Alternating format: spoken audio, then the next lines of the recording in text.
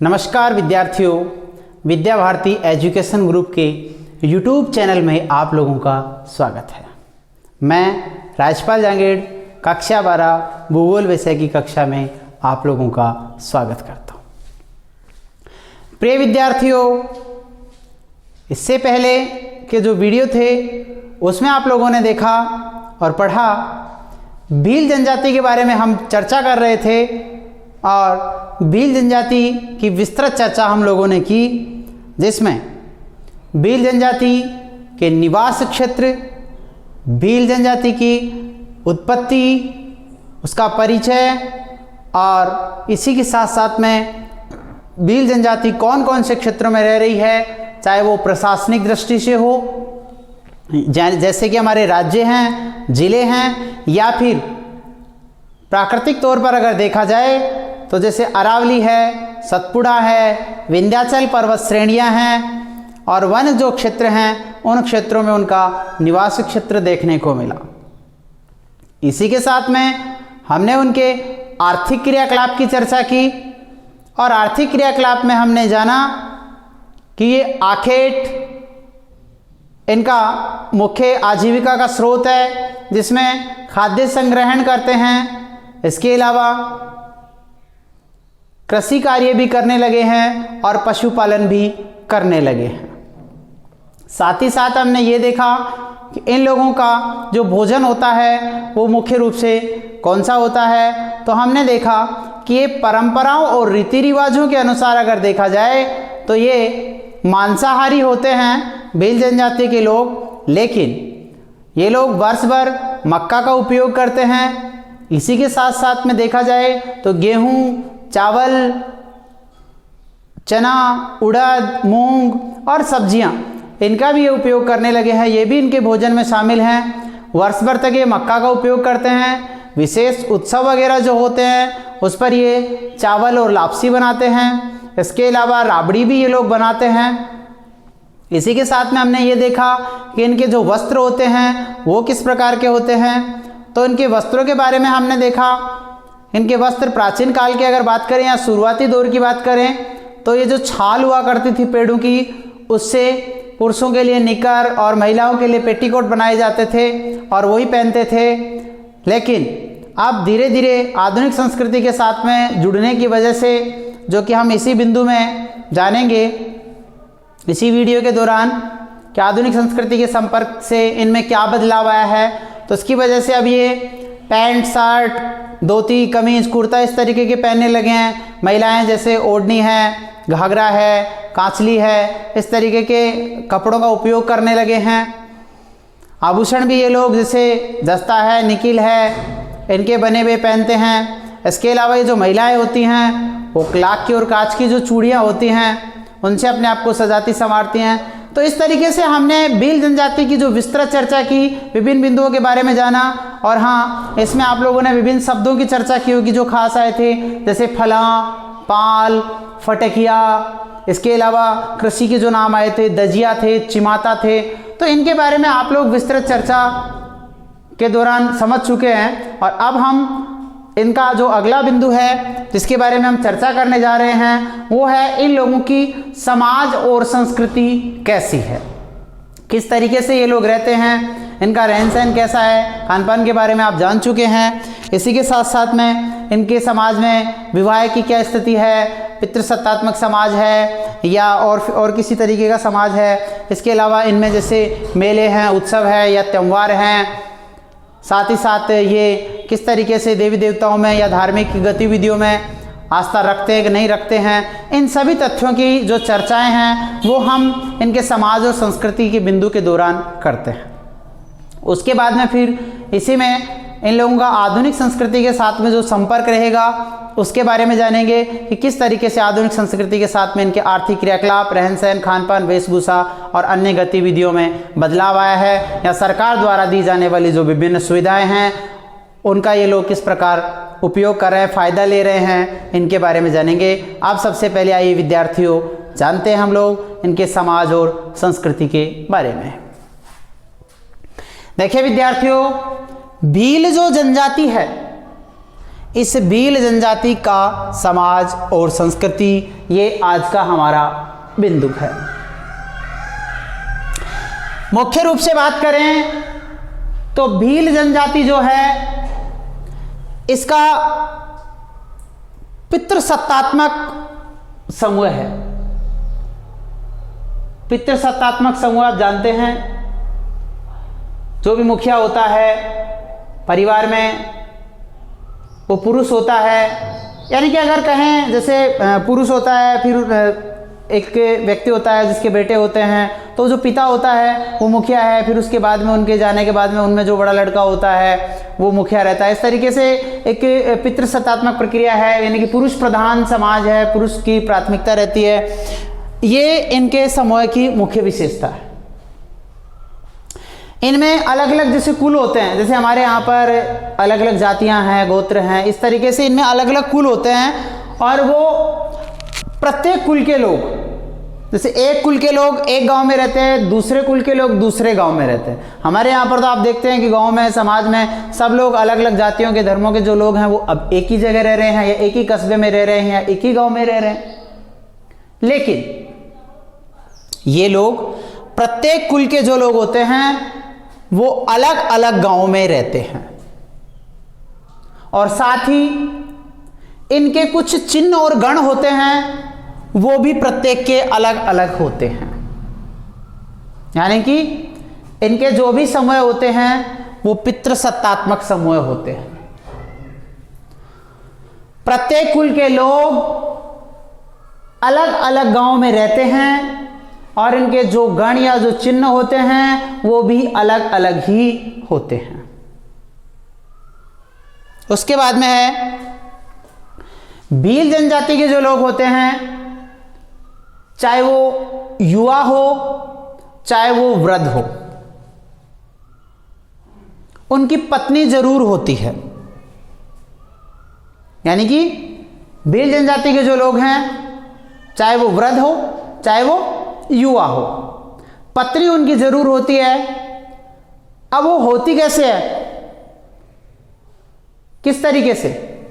चाहे तो वो भगा कर लाएं, या फिर सामान्य विवाह से हो।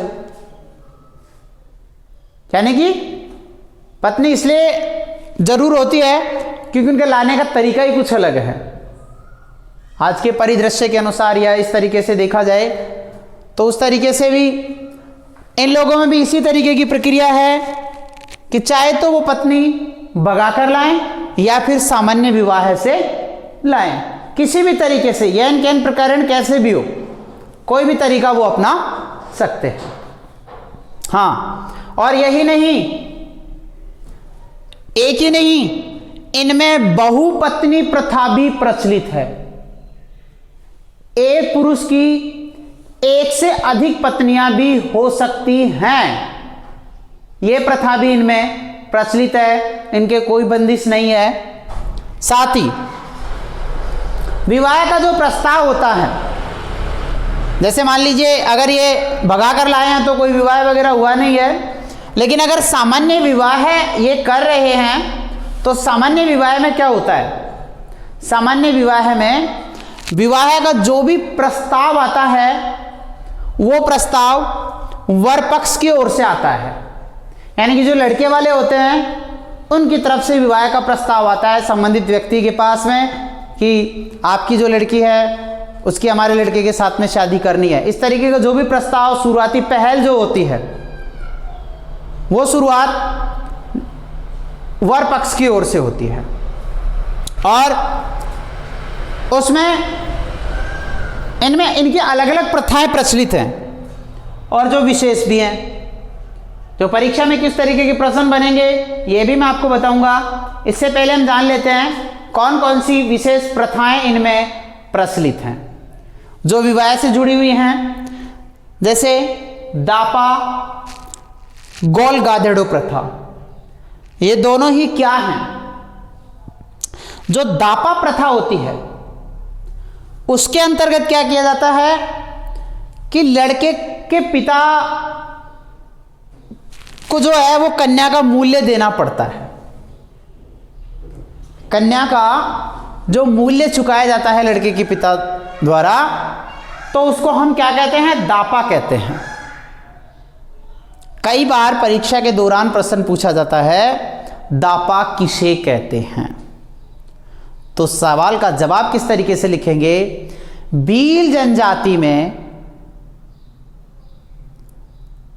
कन्या का जो मूल्य चुकाया जाता है उसको दापा कहते हैं।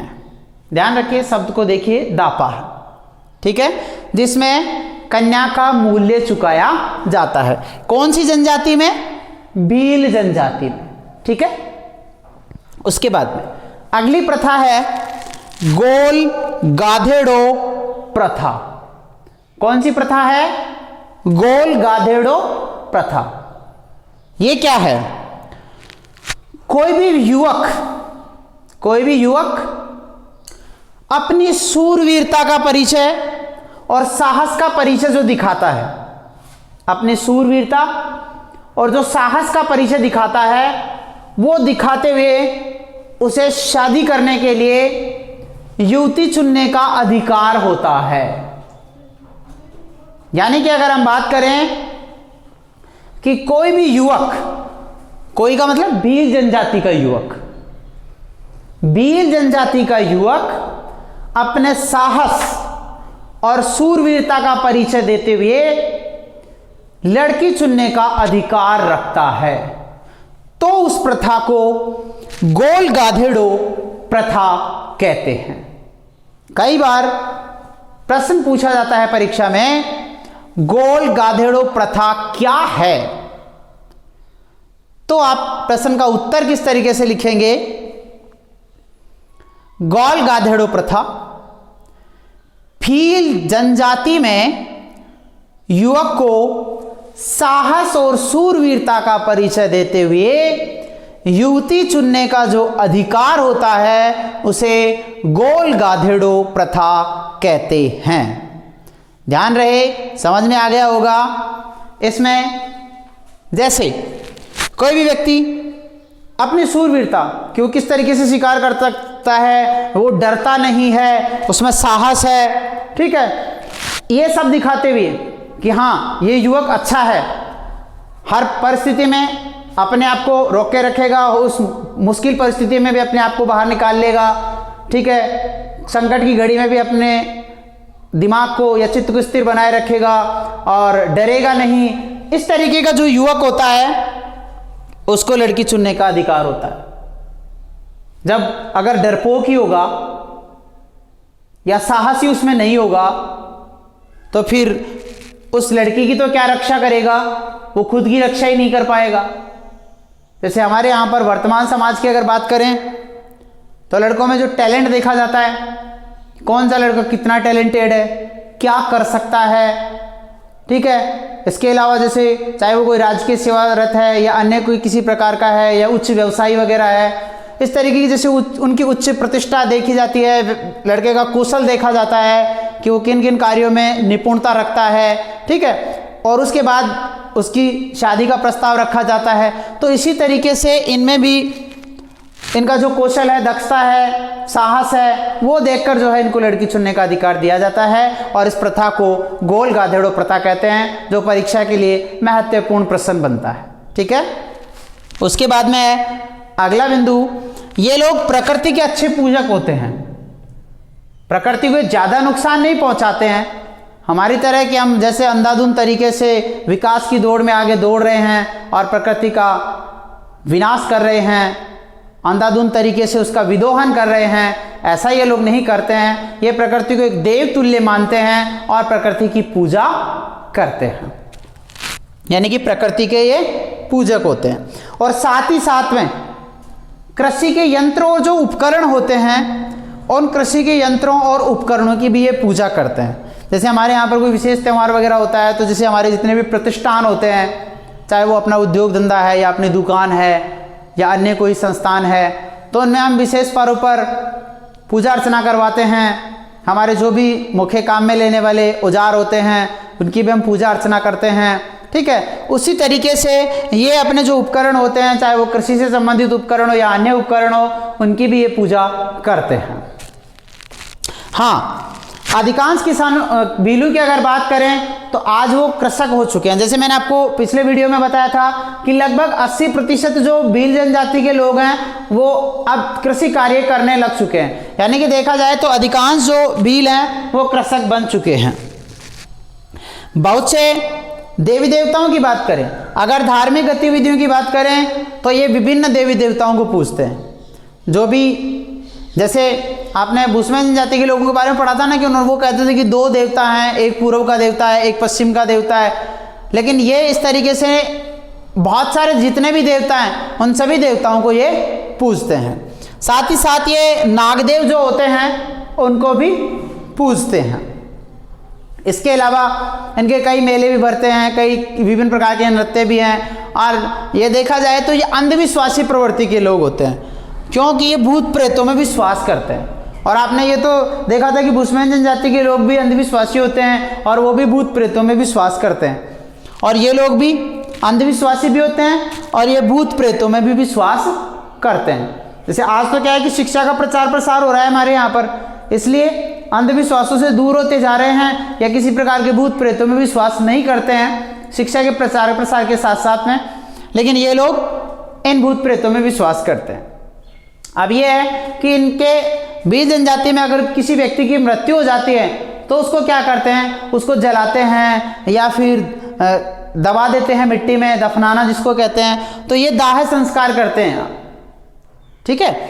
उसके बाद में इनके जो त्यौहार मनाए जाते हैं, हमारे यहाँ पर जो त्यौहार मनाए जा रहे हैं, क्योंकि भारत में ही रहे, इनका निवास क्षेत्र विशेषकर भारत के जो 4 राज्य हैं, जैसे राजस्थान है, गुजरात है, महाराष्ट्र है, मध्य प्रदेश है, तो इनमें इनका जमाव है। तो यहाँ पर होली और जो दीपावली का त्यौहार होता है ये इनके महत्वपूर्ण त्यौहार होते हैं। और इसी के साथ में होली के जो गीत होते हैं वो गीत होली माता बोलते हैं। ये होली माता जो होते हैं इसके गीत काफ़ी लंबे समय तक ये लोग गाते रहते हैं। शुरू से ही, जैसे ही होली का त्यौहार आने की नज़दीकी तिथि आती है उसी से कुछ समय पहले ये लोग गीत गाना शुरू कर देते हैं। और इसी के अलावा इनके जो नृत्य हैं, और नृत्यों में घूमर और जो गैर होते हैं, घूमर नृत्य और गैर नृत्य, ये 2 इनके मुख्य नृत्य हैं। और इसी के साथ में अब इनके मुख्य जो मेले लगते हैं उनके बारे में जानते हैं। अब हम देख रहे हैं जो भील जनजाति है उसकी समाज और संस्कृति के बारे में हम जो बिंदु पढ़ रहे थे उसको और आगे विस्तृत बढ़ाते हुए इसके जो लगने वाले मेले हैं और इनका आधुनिक संस्कृति के साथ में संपर्क है उसके बारे में जानते हैं। आइए देखते हैं। देखिए विद्यार्थियों, भील जनजाति जो है उसकी समाज और संस्कृति का हम अध्ययन कर रहे थे और उसी में अगला बिंदु अपना है कि यहाँ पर जो लगने वाला मेला है, भील जनजाति का जो एक मेला भरता है वो कहाँ तो भरता है और वो क्यों प्रसिद्ध है और कब लगता है उसके बारे में देखते हैं।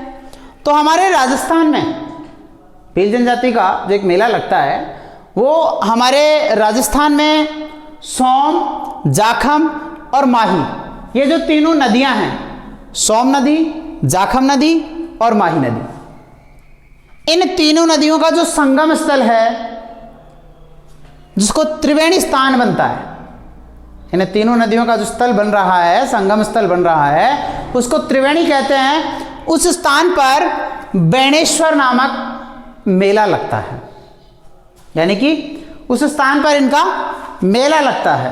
और वो मेला लगता कहाँ पर है, सॉरी कब लगता है, वो जनवरी और फरवरी महीने में लगता है।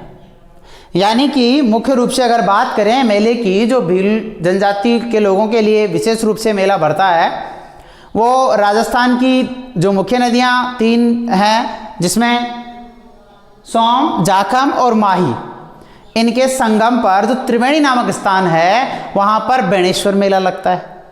और वो लगता कब है, वो जनवरी और फरवरी महीने में वो मेला लगता है।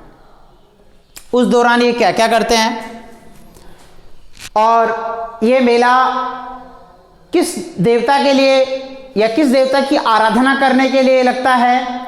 तो जो भगवान शिव शंकर हैं उनकी आराधना करने के हेतु ये मेला भरता है।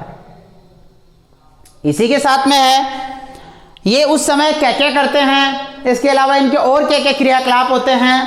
ये क्या करते हैं, ये जब भी वहां पर जो आराधना कर रहे हैं या मेला भरता है तो ये आग के चारों ओर नृत्य करते हुए गीत गाते हैं, यानी कि ये आग के चारों तरफ घूमते रहते हैं, डांस करते रहते हैं और गीत गाने जो भी गाते हैं वो भी गाते रहते हैं, यानी कि आनंद लेते हैं, भरपूर आनंद लेते हैं। जैसे रात के समय जो लक्ष्मी नारायण मंदिर होता है उसमें ये रासलीला का आनंद लेते हैं बड़े मस्ती से। जैसे आप लोग संगीत सुनते हैं यहाँ पर, अन्य जो भी संगीत के यंत्र हैं उनसे, और आप आनंदित हो उठते हैं, उसी तरीके से ये लोग भी अपने जीवन में आनंद लेते हैं। लक्ष्मी नारायण मंदिर में रात्रिकालीन जो कार्यक्रम होता है उसमें रासलीला का आनंद लेते हैं, आग के चारों नृत्य करते हुए अपनी धुन में जो भी गीत होते हैं वो गाते रहते हैं, यानी कि अच्छे ढंग से आनंद लेते हैं। हाँ, जब विशेष परिस्थिति आ जाती है या आपातकालीन जैसी संकटकालीन स्थिति जब आ जाती है तब ये लोग क्या करते हैं, तब ये लोग, आज हमारे यहाँ पर जिस तरीके से मोबाइल फ़ोन है तुरंत हम लोग पुलिस को फ़ोन कर देते हैं और पुलिस आ जाती है, इस तरीके से इनके पास में संचार का इतना अच्छा साधन हालांकि अब तो आने लग गए हैं, लेकिन प्राचीन काल में किस तरीके से आसपास के जो भी भील जाति के लोग थे उनको एकत्रित कैसे करते थे, संकट के समय ढोल बजाते थे, और ढोल बजाने से ये अंदाज़ा लग जाता था कि जहाँ से ढोल की आवाज़ आ रही है वहाँ पर भील जनजाति के लोगों पर संकट आ रहा है, तो सब लोग वहाँ एकत्रित हो जाते थे। यानी कि ढोल बजाकर लोगों को एकत्रित करना इनका एक मुख्य स्रोत था। साथ ही साथ ये जो रणघोष था इनका, उसका नाम था फाइरे फाइरे, ये इनके दो रणघोष जो है रणघोष है इनका नाम है। इसी के साथ में एक खास जानकारी और है कि इनके जो पाल का मुखिया हुआ करता था, जैसे मैंने आपको बताया था पाल और फला, छोटे गांव का समूह बड़े गांव का समूह, इस तरीके से तो जो समस्त पाल होता है उस पाल का जो मुखिया, चाहे उसे शासक के तौर पर मान सकते हैं, हालांकि शासक नहीं होता है लेकिन शासक के तरीके का या शासक के तौर तरीके वाला व्यक्ति होता है, वो मुखिया होता है, उसको क्या कहते हैं, उसको गमेती कहते हैं। देखिए विद्यार्थियों, मैंने आप लोगों को बहुत से, जैसे हम लोगों ने भील जनजाति की चर्चा शुरू की थी तब से मैंने आपको बहुत से ऐसे छोटे छोटे शब्दों के बारे में बताया है जो इसमें इनके द्वारा काम में लिए जाते रहे हैं। तो उसको जो पाल का मुखिया होता है उसको गमेती कहते हैं, और उसका जो मार्गदर्शक होता है, जैसे दिशा निर्देश देने वाले या किसी भी कठिन परिस्थिति में सही रास्ता दिखाने वाले, उसको बोलावा कहते हैं। क्या कहते हैं, बोलावा कहते हैं। तो ये थी विद्यार्थियों हमारे भील जनजाति के लोगों की समाज और संस्कृति के बिंदुओं की चर्चा। अब हम जानेंगे कि जो भील जनजाति के लोग हैं उन लोगों का आधुनिक संस्कृति के लोगों से किस प्रकार संपर्क बढ़ा, और आधुनिक लोगों के साथ में संपर्क बढ़ने से उनमें किस प्रकार के आमूल-चूल परिवर्तन आए या बदलाव आए। आइए विद्यार्थियों हम जानते हैं आधुनिक संस्कृति के बारे में। देखिए विद्यार्थियों, भील जनजाति का आधुनिक संस्कृति के साथ में किस प्रकार संपर्क बढ़ा। ये लोग, भील जनजाति के लोगों का शहरी लोगों के साथ में संपर्क बढ़ा। भील जाति के जो लोग हैं उनका शहरी लोगों के साथ में संपर्क बढ़ा, और शहरी लोगों के साथ में संपर्क बढ़ने से ये चतुर और चालाक हो गए। भोले नहीं रहे, चतुर और चालाक हो गए। और धीरे धीरे अब इन लोगों ने क्या किया, बाजार आधारित अर्थव्यवस्था की ओर ये शुरू हो गए। जैसे भी आपको मैंने बताया था कि ये कंदमूल फल एकत्रित करते हैं, यानी कि संग्रहण का ये काम करते हैं। साथ ही साथ अभी कृषि भी करने लगे हैं, पशुपालन भी करने लगे हैं। तो वहां से जो भी कंदमूल फल इकट्ठा होता है उसको अभी बाजार में बेचने लगे हैं। कृषि कार्य करके भी, पशुपालन करके भी बाजार की तरफ पहुंच चुके हैं। और साथ ही साथ अब के जो युवा हैं, इनमें भील जनजाति के जो भी युवा वर्ग हैं वो अब शहरों में जाने लगे हैं, वहाँ मेहनत मजदूरी का काम जो भी मिलता है इनको वो करने लगे हैं ये लोग। यानी कि धीरे धीरे अब वर्तमान परिस्थितियों के अनुसार आधुनिक लोगों के साथ में जुड़ चुके हैं, शहरों में कस्बों में जा चुके हैं और वहाँ के लोगों की जैसी जैसी गतिविधियाँ रही हैं उनको देखकर ये भी अपने आप को जो है बदल चुके हैं। इन सब की वजह से जैसे जैसे शहरों में जाने लगे, इनके रहन सहन में, इनके खान पान में, इनके पहनावे में, इनके बोलचाल में, सब में बदलाव आ चुका है। अब हमारे यहाँ के जो लोग हैं उनकी तरह ये भी बदल चुके हैं। हाँ, सरकार द्वारा, सरकार जितने भी हैं, जैसे अलग अलग राज्य सरकारें हैं, वो अलग अलग राज्यों में रहने वाले जो भी भील जनजाति के लोग हैं या केंद्र सरकार है, तो सरकारों द्वारा प्रादेशिक विकास कार्य किए गए। यानी कि जो भी आदिवासी लोग हैं या जो पिछड़े इलाके हैं उन प्रदेशों का विकास करने के लिए सरकार ने जो प्रयास किए हैं, जहाँ पर विद्यालय शुरू किए गए हैं, चिकित्सालय शुरू किए गए हैं, परिवहन और संचार और बैंकिंग जैसी सुविधाएं शुरू की गई हैं, उन सभी सुविधाओं का ये लोग अब लाभ ले रहे हैं और इन सब का फायदा उठाने के वजह से अब इनके रहन सहन में बदलाव आ चुका है। और साथ ही साथ जो सरकार है वो सरकार कुटीर उद्योग या फिर वनों पर आधारित उद्योग या फिर कृषि पर आधारित जो भी उद्योग हैं उन सभी उद्योगों को बढ़ावा दे रही है। और इन सभी की वजह से यानी कि सरकार द्वारा दी जाने वाले उद्योगों को बढ़ावा, सहयोग और शहरी क्षेत्रों के संपर्क की वजह से आज इन लोगों की जो भी गतिविधियां रही हैं उनमें काफ़ी परिवर्तन देखने को मिला है और इन लोगों का जीवन स्तर काफ़ी सुदृढ़ भी बना है, सुधार भी आया है। तो ये रही प्रिय विद्यार्थियों हमारी भील जनजाति की विभिन्न तथ्यों के आधार पर चर्चाएं। तब तक आप इन्हें देखिए, पढ़िए, समझिए और फिर हम लोग अगली वीडियो में मिलेंगे गौड़ जनजाति के साथ में, गौड़ जनजाति के बारे में चर्चा करेंगे। धन्यवाद।